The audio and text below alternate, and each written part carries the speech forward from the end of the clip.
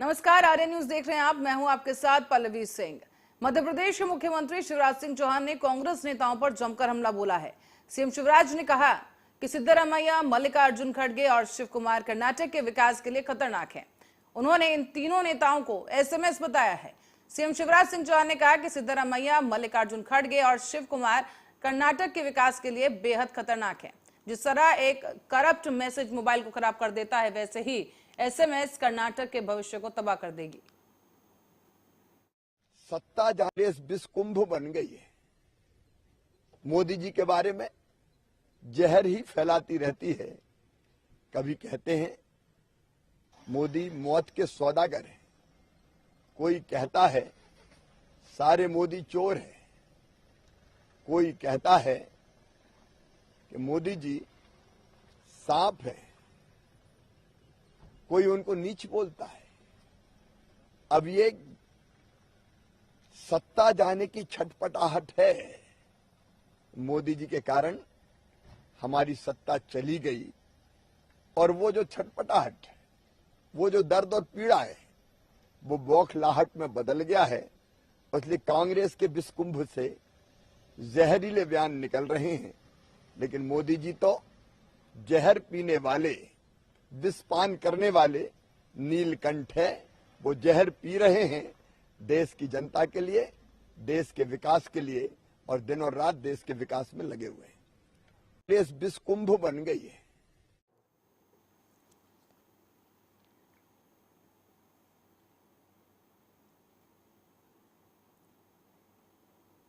और 30 अप्रैल को रेडियो पर प्रसारित होने वाले प्रधानमंत्री नरेंद्र मोदी के मन की बात के 100वें एपिसोड को यादगार बनाने के लिए तैयारी की जा रही है। भारतीय जनता पार्टी पूरी तरीके से तैयारी में जुटी हुई है और इस रेडियो प्रसारण को एक साथ ज्यादा से ज्यादा लोगों को और सुनाया जा सके, और इसी सुनाने को लेकर एक रिकॉर्ड बनाने का लक्ष्य रखा गया है। पार्टी ने अपने सभी सांसदों और विधायकों को मन की बात के प्रसारण को सुनने के लिए विशेष इंतजाम करने के निर्देश भी दिए हैं। इस दौरान मुख्यमंत्री शिवराज सिंह चौहान भोपाल, प्रदेश अध्यक्ष वी डी शर्मा उज्जैन के एक बूथ पर मन की बात कार्यक्रम को सुनेंगे। और मन की बात के प्रदेश प्रभारी राघवेंद्र शर्मा ने बताया है कि मध्य प्रदेश के 65,000 बूथों पर मन की बात को सुना जाएगा। प्रत्येक कार्यक्रम में 100 लोगों की उपस्थिति सुनिश्चित की जाएगी। ज्योतिरादित्य सिंधिया जी दिल्ली में कालका जी के एक बूथ पर रहने वाले हैं, उनका कार्यक्रम आ गया है। सीएम साहब भोपाल में रहेंगे, पीपुल्स मॉल में जो कार्यक्रम होने वाला है उसमें।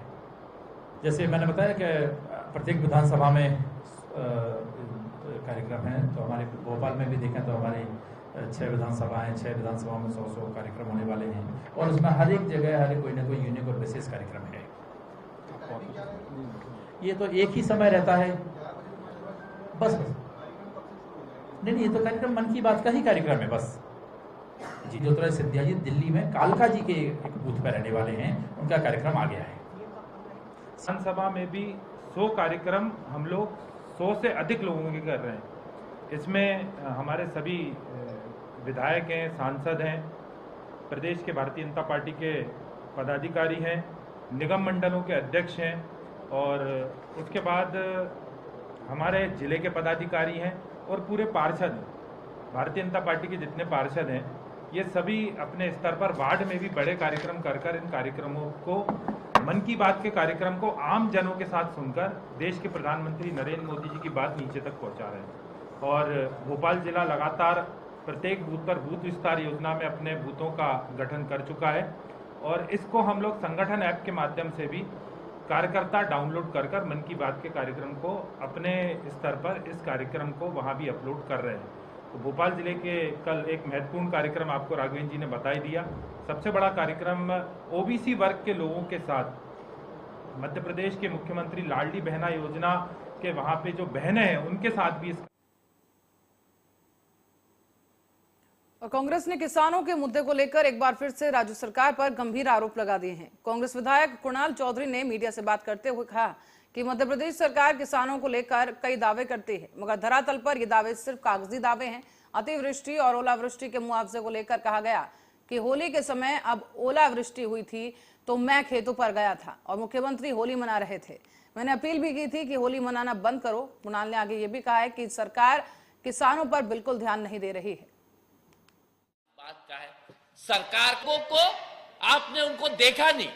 फसलें खत निकले 1-1 महीना हो चुका है, आपने सर्वे कराए नहीं किस चीज से और किसको मुआवजा दे रहे हो, कि आप शहर के लोगों को सिर्फ ये बताना चाहते हो कि किसान के लिए हम इतना कर रहे हैं और किसान के नाम पे लूट के पैसे को, इस लूट के पैसे को रख के विधायक खरीदने का काम कर रहे हैं या फिर बीजेपी के कार्यकर्ताओं की जेबों में डालने का काम कर रहे हैं।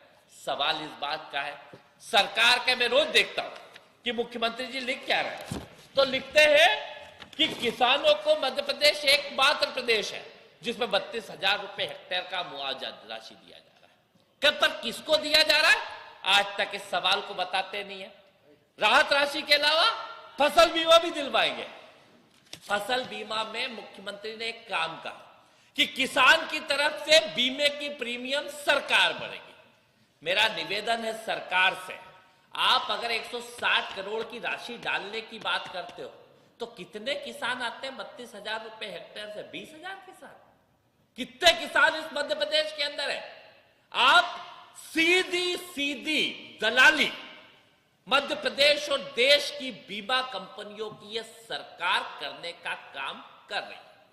किसान के नाम पे बीमे की प्रीमियम सरकार भरेगी, हर उस किसान का भरेगी जिसका आज तक कोई सर्वे इस सरकार ने नहीं किया, जिसका कोई नुकसान हुआ नहीं, और सारा बीमा राशि भर के उनको प्रीमियम के नाम पे गरीब जनता की गाड़ी कमाई के टैक्स पेयर के हजारों करोड़ रुपए ये।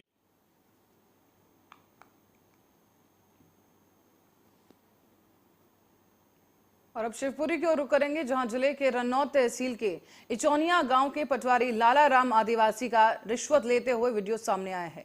जब यह मामला सामने आया उसके बाद से ही गर्मा गया है पूरा मामला और विभाग ने भी इन्हें नोटिस जारी कर दिया है। निलंबित करते हुए रन्नौत के तहसील से हटाकर अब बदरवास अटैच कर दिया गया, लेकिन बताया जा रहा है कि उनके खिलाफ कोई मामला दर्ज नहीं कराया गया। और साथ ही आपको ये भी बता दें कि मामला एक बार फिर से ठंडे बस्ते में चला गया है और मामला ठंडा नहीं हुआ तो निलंबन की रस्म निभाई गई और रन्नौत तहसील से हटाकर लाला राम को बदरवास अटैच कर दिया गया है।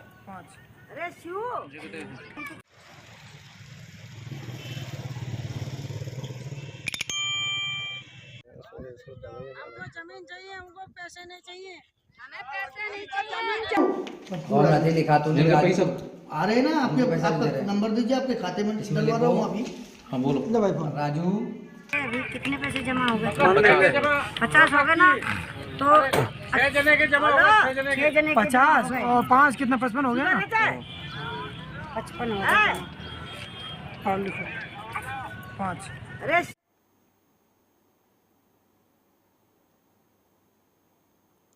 और अब दतिया की ओर रुख करते हुए आपको बता दें कि सेवड़ा जेल की जेलर मंजू गुज्जर के पति का अब सीसीटीवी फुटेज सामने आ गया है।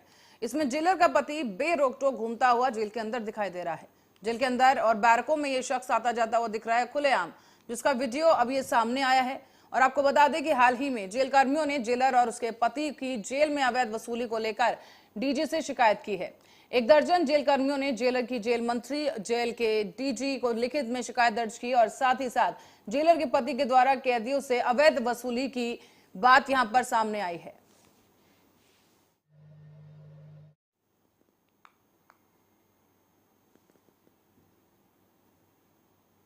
और नानाखेड़ा थाना के नवाखेड़ा गांव में कमलाबाई नाम की एक महिला और कविता सोलंकी नाम की एक बच्ची के ऊपर बारिश के दौरान बिजली गिर गई है।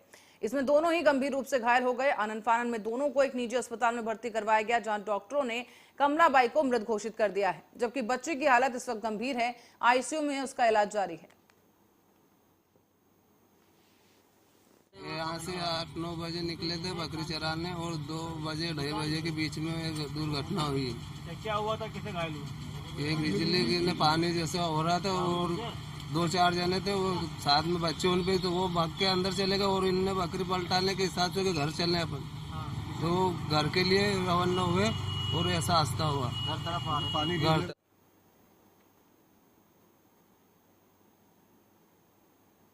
और गरियाबंद जिले के देवभोग मुख्यालय में गांधी चौक में स्थित स्वतंत्रता संग्राम सेनानी पंडित श्याम शंकर मिश्र की मूर्ति के सामने छत्तीसगढ़ के दंतेवाड़ा जिले के अरनपुर में नक्सली हमले में शहादत देने वाले शहीद वीर जवानों को कांग्रेसी ग्रामवासी और क्षेत्रवासियों ने फूलमाला अर्पित कर कैंडल मार्च किया है। आपको ये भी बता दें कि इस दौरान मौन भी धारण किया गया और मौन धारण करते हुए श्रद्धांजलि अर्पित की गई है। किसान कांग्रेस विधानसभा अध्यक्ष आशीष पांडे ने कहा कि हमें अपने वीर जवानों पर गर्व है। उनकी कुर्बानी और बलिदान, त्याग, तपस्या को कभी भुलाया नहीं जा सकता। इस मौके पर युवा कांग्रेस के जिला उपाध्यक्ष उमेश डोंगरे और कांग्रेस के तमाम कार्यकर्ता मौजूद रहे। साथ ही साथ ग्रामवासी और क्षेत्र की जनता भी मौजूद रही। आज देखो गांधी चौक में दंतेवाड़ा में जो दुखद घटना घटी, हमारे शहीद वीर जवानों के लिए आज हमने गांधी चौक में सभी कांग्रेसी और ग्रामवासी और क्षेत्रवासी सम्मिलित हुए। आज इस दुखद की घड़ी में हमने यहाँ पे मौन धारण किया और उन्हें श्रद्धांजलि दी। आज देखो गांधी चौक में दंतेवाड़ा में जो दुखद घटना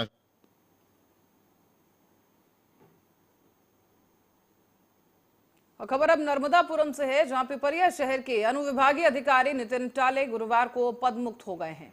उनके स्थान पर भिंड के एसडीएम को पिपरिया अनुविभाग का कार्यभार सौंप दिया गया है। आपको बता दें कि तहसील कार्यालय पिपरिया में नवागत एसडीएम संतोष तिवारी का स्वागत सम्मान किया गया है और इसी के साथ ही पूर्व एसडीएम नितिन टाले को विदाई दी गई। नवागत एसडीएम को कार्यालय से संबंधित जानकारी भी पूर्व एसडीएम ने दी है। मैं करीब 2.5 महीने से जिले में काम देख रहा हूँ। इसमें कोई अतिशयोक्ति नहीं है कि पिपरिया का काम अधिकांश मामलों में जिले में सबसे अच्छा है और वो सब आप सबकी वजह से है। और मैंने ये भी देखा है कि इसमें कोई अतिशयोक्ति नहीं है, ना मुँह पे तारीफ करने वाली बात है। अभी तक जितने भी एसडीएम थे, बेस्ट एसडीएम मेरे हिसाब से पूरे ज़िले में सबसे अच्छा कार्य था, क्योंकि हर टीएल में और अधिकांश सेक्शन का वाइस में रहा हूँ, वो मैंने देखा है कि नेतृत्व अच्छा हो और टीम अच्छी हो तो फिर काम अच्छा ही होता है। दोनों पहिए यहाँ बहुत अच्छे देखे मैंने और हर काम में अच्छा परफॉर्मेंस यहाँ का देखा है। उम्मीद करूँगा कि जिस तरह से अभी तक आप करते रहे हैं। और प्रधानमंत्री नरेंद्र मोदी को कांग्रेस के सांप कहने वाले बयान पर सीएम शिवराज सिंह चौहान ने प्रतिक्रिया दी है। सीएम का बयान सामने आया जहां उन्होंने कहा कि मोदी जी सांप नहीं, देश की आस हैं, जनता की आस है और लोगों का विश्वास है। जैसे ऑक्सीजन पूरे शरीर को जीवन देता है और स्फूर्ति से भर देता है, वैसे ही मोदी जी ने देश को नव जीवन दिया है। वो एक शक्तिशाली भारत का निर्माण कर रहे हैं। मोदी जी सांप नहीं, देश की सांस है, जनता की आस है, लोगों का विश्वास है। जैसे ऑक्सीजन पूरे शरीर को जीवन भी देती है और स्फूर्ति से भर देती है, वैसे मोदी जी ने देश को नव जीवन दिया है। एक वैभवशाली भारत, एक गौरवशाली भारत, एक समृद्ध भारत, एक शक्तिशाली भारत का निर्माण कर रहे हैं श्रीमान नरेंद्र मोदी जी। कांग्रेस विषकुंभ बन गई है। मोदी जी के बारे में जहर ही फैलाती रहती है। कभी कहते हैं मोदी मौत के सौदागर हैं, कोई कहता है सारे मोदी चोर हैं, कोई कहता है कि मोदी जी सांप है, कोई उनको नीच बोलता है। अब ये सत्ता जाने की छटपटाहट है। मोदी जी के कारण हमारी सत्ता चली गई और वो जो छटपटाहट है, वो जो दर्द और पीड़ा है, वो बौखलाहट में बदल गया है। इसलिए कांग्रेस के विषकुंभ से जहरीले बयान निकल रहे हैं, लेकिन मोदी जी तो जहर पीने वाले, विषपान करने वाले नीलकंठ है। और आगामी कर्नाटक विधानसभा चुनाव के लिए भारतीय जनता पार्टी का चुनावी अभियान राज्य में प्रधानमंत्री नरेंद्र मोदी के आक्रामक आउटरीच कार्यक्रम के साथ गति प्राप्त करने के लिए तैयार है। प्रधानमंत्री ने कल ही कर्नाटक में चुनाव प्रचार का आगाज कर दिया है और आपको बता दें कि इसमें राज्य भर में 6 दिनों तक रोड शो और रैलियां शामिल हैं, जो कि 7 मई तक जारी रहेंगी। कर्नाटक में 10 मई को मतदान है और नतीजे 13 मई को घोषित किए जाएंगे।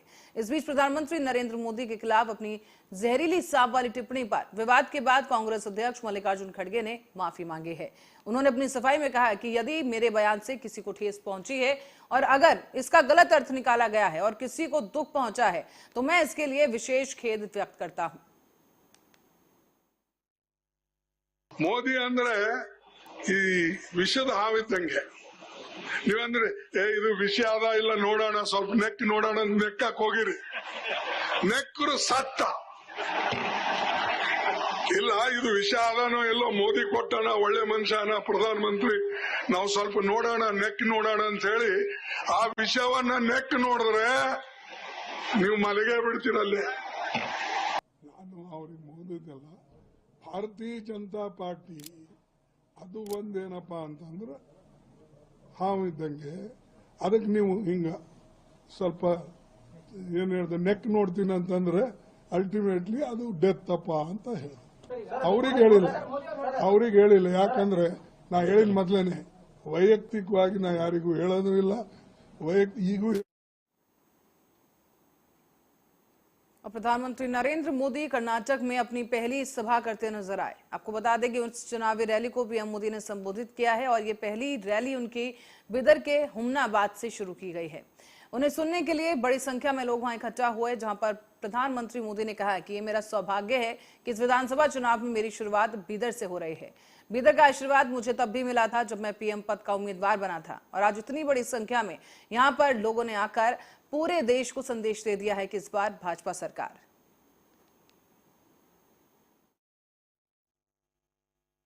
बीदरी 8 की दशकों तक सेवा करने वाले साथी शाह रशीद अहमद कादरी को पद्म पुरस्कार मिला।